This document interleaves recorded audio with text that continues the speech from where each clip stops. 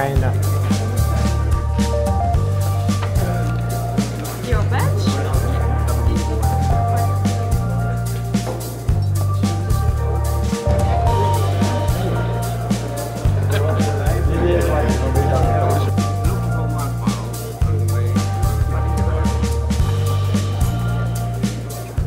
2013 was a very important year for us.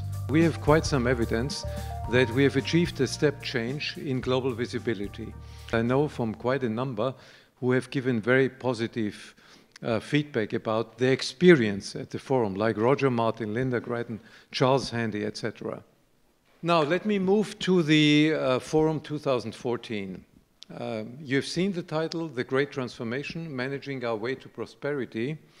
Are we really reaching that turning point, which is implicit in this title of Great Transformation? It may not yet be there, so it may be coming upon us. And Drucker was the one who said, I never predict, but I'm looking out of the window and I see things that may not be seen by others yet. Managing our way to prosperity. Now the question becomes, what is the way to prosperity?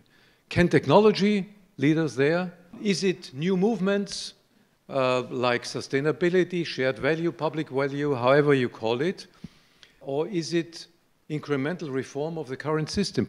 When we talk about how can we get to this route to prosperity, Drucker would certainly mention management as a social technology. When we talk about society and economy and management, ultimately it's about people and their lives.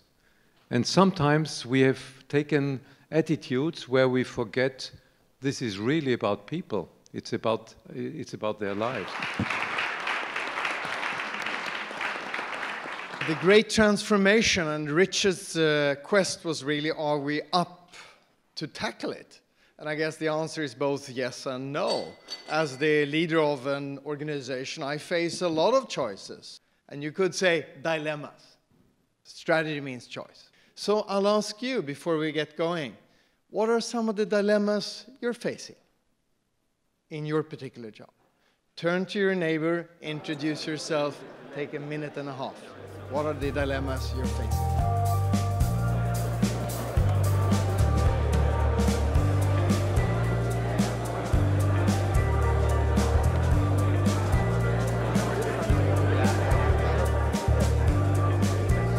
So what I want to argue is we need more short-term focus, and I want to give you some good reasons, because business is about value creation. And if we forget that, it's very, very dangerous. So you have to be very, very clear, where am I? Have I reached my next step? It's just common stage today that meeting the target is almost impossible, and therefore we don't have to do it. And I think this is destroying our society. It is bringing enormous problems to the next generations, well, because there will be a day where there's no money available for this kind of mismanagement. There is no such thing as the economy anymore. As I look out on the world, I see at least two different economies that are in different trajectories and going at very different speeds. One of those economies is, you might call the traditional economy, which is superficially profitable, but in a long-term steady decline. It is full of big hierarchical bureaucracies, command and control. It's inward-looking. It's focused on what's good for the firm, what makes money for the firm. It's focused on efficiency. And paradoxically, it's finding harder and harder to make money. The other economy is, you might call, the creative economy, or what Peter Drucker called the entrepreneurial society. And this economy is in a long-term growth path, a prosperity track. It's focused on continuous innovation and transformation. It's focused on delivering customer delight. It delivers what customers want and are increasingly demanding. They want better and faster and cheaper and smaller and lighter and more convenient and more personalized, and they want it now. And the paradoxical result of that, it ends up making more money for the firm. So we are facing right now a dilemma and an opportunity. The transition from the traditional economy to the creative economy requires a step change in management capabilities. New attitudes, new values, new mindsets, new ways of thinking, speaking, and acting in the workplace. And Gary Hamel calls it a change in the firm's DNA. So here you have Felix saying, let's reclaim short-termism and shareholder value, right? Then we have Steve saying, the world is basically divided. There is these two parts and the transition in between. Let's see what you think. Of course, there is a new economy and always new economies and new entrepreneurial ideas are developing. But this strong distinction, this bipolar world, I do not believe that this really exists in reality.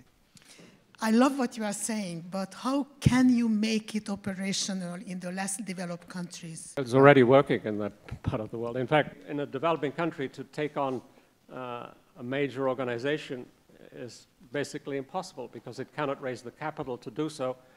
These startups, new organizations, don't require large amounts of capital. They require brain power. You described shareholder value, right? But you didn't connect shareholder value to short-term or long-term. That's what I meant with saying we today have a greedy time. So people are trying to cash in today rather than balancing short-term versus mid-term and long-term value creation. And that's the risk. But what makes me nervous is when people try to throw away a very important concept just because the concept is misused. There's a question of what is value-based management really all about?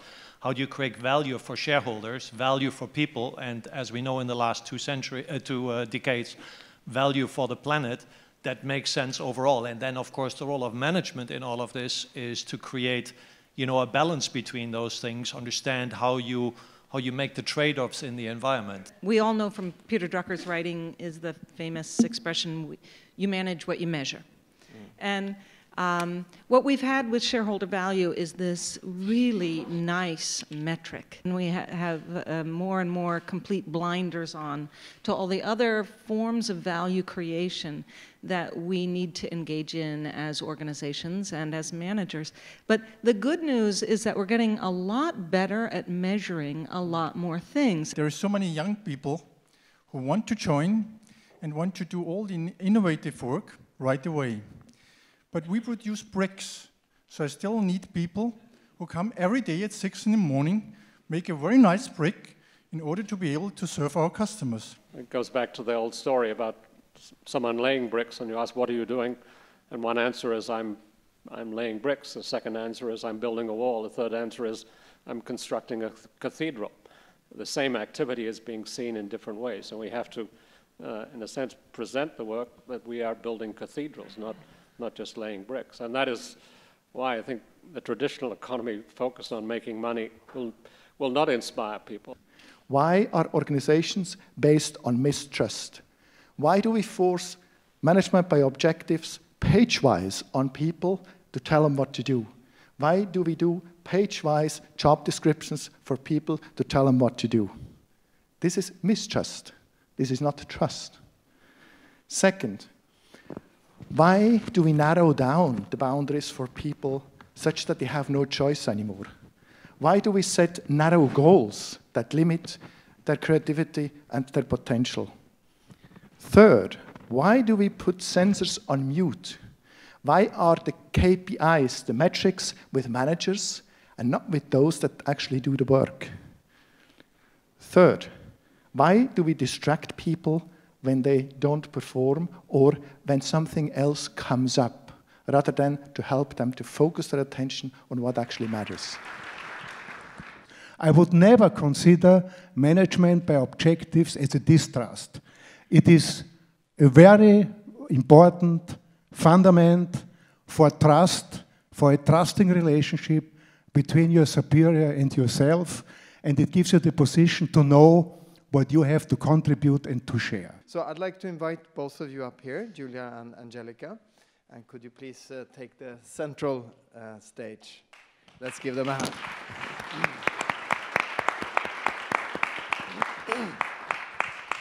if you put the measurement at places where people do work and not at the management level where control is being done, then you're extremely effective. The measurement is very important, but I don't think that it's all about measuring the room or the person or the machine or, you know, what about people measuring themselves? They're better in it than we think. Young people, they start with intuition. The Googles and the Apples of the world, they started without any management concept. And what the measurement for their success has not been written down yet. And it's time to check and to compare what measurements were used in the past and what they do today. I think we have to talk about the individuals. Can we provide an environment for them so they can be passionate about their work? Because I think that's what's shifting right now. Because if I ask young software developers at our company what they would like to do, they don't say they want to earn money or they want to write great code. They say they want to do or to work for customers who do the right things. It's very easy to look to big structural issues, and if you listen to economists, that's what they will always tell you is driving the state of the economies. But Hayes and Abernathy were saying, no, you know what? The reason that our economy is screwed up is because management was bad. And he blamed this, this contagion of short-term thinking and failure to invest in long-term competitiveness. So the hopeful note that they had there in blaming management for getting the economy into a mess was the implication that management could get us out of that mess. And I think that's the role of the Drucker Forum. 12%, according to Gallup, of employees are feeling totally engaged, even if it's a bit more. But this is good news. That means we have an enormous reserve of positive energy, and to liberate them is one of our big responsibilities. And I think if the Drucker Forum can contribute in ideas how we could achieve that and what managers who are to some degree responsible to hold people in straitjackets, too narrow straitjackets, how we can open these and really, let's say, help people to perform to their abilities, I think that would be a great progress. In this sense, thank you very much for having joined us. Thank you very much for your contribution, and I hope to see quite a number of you at the Drucker Forum.